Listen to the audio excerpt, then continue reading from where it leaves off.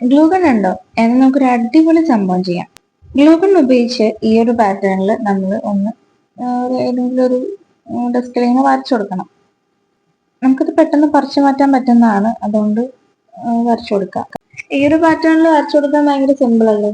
ഇങ്ങനെ ഒരു 7 ഞാനിവിടെ ഉണ്ടാക്കിയെടുക്കുന്നുണ്ട്.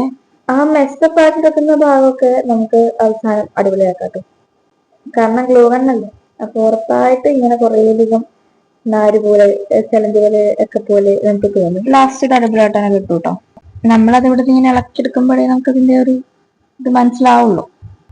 പിന്നെ അവിടെ നിന്ന് ഇങ്ങനെ അതെടുത്ത് മാറ്റാനും പറിച്ചു മാറ്റാനൊക്കെ ഭയങ്കര എളുപ്പം തന്നെയാണ് കേട്ടോ.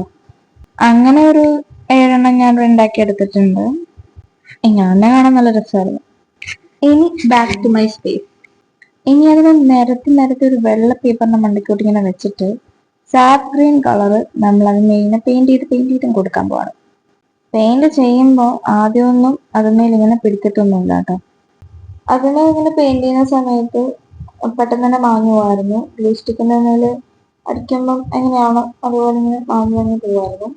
ആദ്യം ചെയ്തപ്പോൾ ഒട്ടും പിടിക്കുന്നുണ്ടായിരുന്നില്ല. ഞാൻ 2 കോട്ട് കൊടുത്തിട്ടാണ് കേട്ടോ അത് പിടിച്ചത്. അങ്ങനെ പെയിന്റ് ഒക്കെ ചെയ്തിട്ട് കഴിഞ്ഞ് പിന്നെയും ഒരു കോട്ട് കൊടുത്തിട്ടുണ്ടായിരുന്നു കേട്ടോ. ഇനി ഇതൊക്കെയാണ് സെറ്റ് ചെയ്യാൻ വേണ്ടിട്ട് ഞാൻ എടുക്കുന്നത് പേപ്പർ കപ്പാണ്. അതുമേല് വൈറ്റ് പെയിന്റിന് അടിച്ചു കൊടുക്കുന്നത്. വൈറ്റ് പെയിന്റ് ഒക്കെ അടിച്ചു കൊടുത്തു കഴിഞ്ഞാൽ അത് നമുക്കിനി അതിനെ സെറ്റ് ചെയ്യണം. അതിനായിട്ട് ഞാൻ എടുക്കുന്ന ക്ലേ ആണ്. ക്ലേ അതിന്റെ സൈഡിലായിട്ട് ഇങ്ങനെ വെച്ചു കൊടുക്കാണ്. പകരം ഗ്ലൂ ഒക്കെ ഉപയോഗിച്ചിട്ട് നിങ്ങൾക്ക് എന്ത് ചെയ്യാവുന്നതേ ഉള്ളൂ കേട്ടോ. അപ്പത്തെ ഇതാണ് കേട്ടോ ഇതിന്റെ ഫൈനൽ ലുക്ക്. ഇത് ഞാൻ ഉണ്ടാക്കിയ ഓർഗനൈസറിനെ ഇതുപോലെ വെച്ചെടുത്തിട്ടുണ്ട്. വീഡിയോ കാണുന്നതിനേക്കാളും ഭംഗി നേരിട്ട് കാണുന്നതാണ് കേട്ടോ. എനിക്കതാണ് ഇഷ്ടമായത്. കമന്റും ലൈക്കും ഷെയറും സബ്സ്ക്രൈബും കൂടിയാണ് ചെയ്തേക്കണേ.